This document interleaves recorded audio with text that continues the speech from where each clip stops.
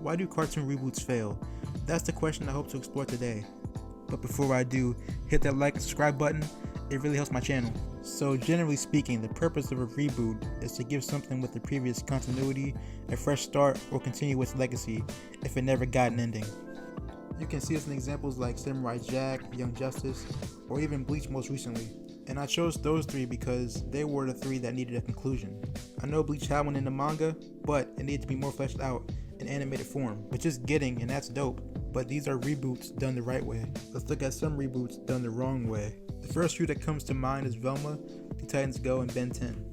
With Velma, had it stuck with just the concept of making a Scooby-Doo for adults, kind of like a horror movie meets animation style show, it would have been fine, I think. But because it decided to throw its hat in the culture of race baiting and unnecessary character assassinations, as well as the awful comedy, it became just a really vulgar show and a cringe fest because people tuned in to see a Scooby-Doo for adults, but what they got was a Scooby-Doo and Rick and Morty hybrid. All of the characters are unlikable, and unlike Rick and Morty, they don't humanize the characters that do unlikable things. I want to a show that has similarities to Velma, but doesn't go as off the rails and is more clever. And that's Teen Titans Go, which like Velma, Teen Titans Go was a reboot of a previously popular show, but like Samurai Jack, Young Justice, and Bleach, it never got its conclusion. So hence a reboot. But this reboot was a bait and switch because even though the show has the names and the costume of the first show, these characters act nothing like the original, everybody is obnoxious, and everything's a joke.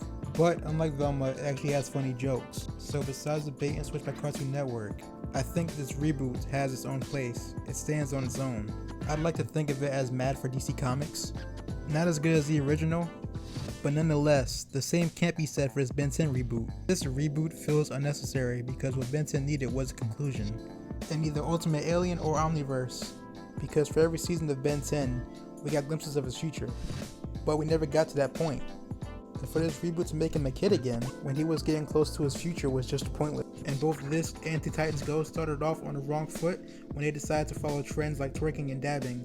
Overall, Ben 10 just didn't need to be rebooted in this way. So a common theme I noticed when it came to these reboots was how each of them made unnecessary changes, or they baited the audience to get quick ratings. And I think that's the main reason why reboots like these fail. They got the right idea in the beginning, but when it hits the final stage, it goes off the rails. But with that being said, I'm Goki. Remember to like and subscribe and be easy.